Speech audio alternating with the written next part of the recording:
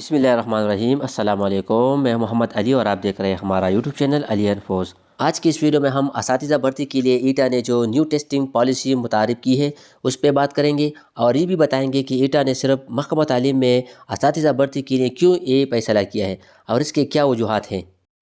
ईटा ने elementary and secondary education department में मुख्तलिफ टीचिंग कैडर्स हाली असामियों के टेस्ट के लिए न्यू टेस्टिंग पॉलिसी मुतारिफ की है, जिसमें elementary and secondary education department के तमाम टेस्ट 3 मरहलों में मुनक़िद करने का फ़ैसला किया गया है। इससे पहले जो टेस्ट होते थे उसमें सिर्फ स्क्रीनिंग यानी पेपर बेस्ड टेस्ट होते थे।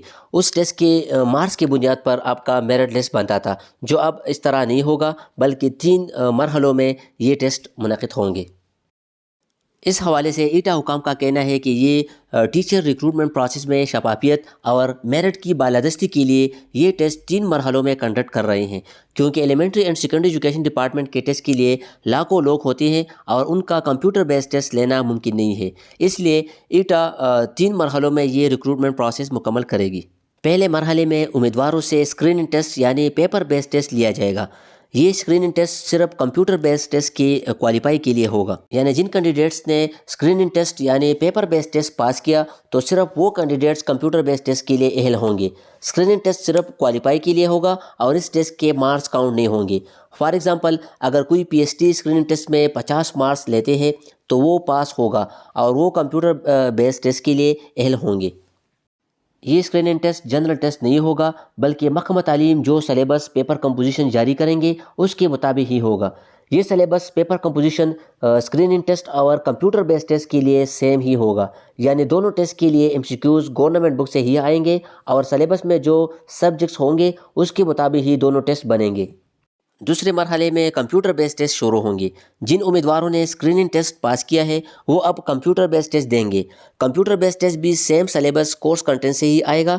कंप्यूटर बेस्ड टेस्ट में हासिल करदा मार्क्स की बेस पर आपका मेरिट बनेगा, यानी फाइनल सिलेक्शन और मेरिट कंप्यूटर बेस्ड टेस्ट के मार्क्स पर ही होगा और इसमें पेपर बेस्ड यानी स्क्रीनिंग टेस्ट के मार्क्स शामिल नहीं होंगे। सोशल मीडिया पे जो फार्मूला चल रहा है कि स्क्रीनिंग टेस्ट और कंप्यूटर बेस्ड टेस्ट के एग्रीगेट की बुनियाद पर सिलेक्शन होगी, तो वो बिल्कुल गलत है। स्क्रीनिंग टेस्ट के मार्क्स काउंट नहीं होंगे, क्योंकि स्क्रीनिंग टेस्ट सिर्फ क्वालिफाई के लिए है और ये मार्क्स कंप्यूटर बेस्ड टेस्ट के साथ काउंट नहीं होंगे, बल्कि फाइनल सिलेक्शन सिर्फ और सिर्फ कंप्यूटर बेस्ड टेस्ट के मार्क्स पर ही किया जाएगा। तीसरे और फाइनल मरहले में अब क्वालिटी टेस्ट होगा। जिन कैंडिडेट्स ने कंप्यूटर बेस्ड टेस्ट पास किया होगा उनका अब क्वालिटी टेस्ट किया जाएगा, यानी उन तमाम कैंडिडेट्स की फेस वेरिफिकेशन, एज और क्रेडेंशियल्स वगैरह चेक किए जाएंगे और आखिर में मेरिट में आने वाले कैंडिडेट्स को भर्ती के लिए रिकमेंड करेंगे।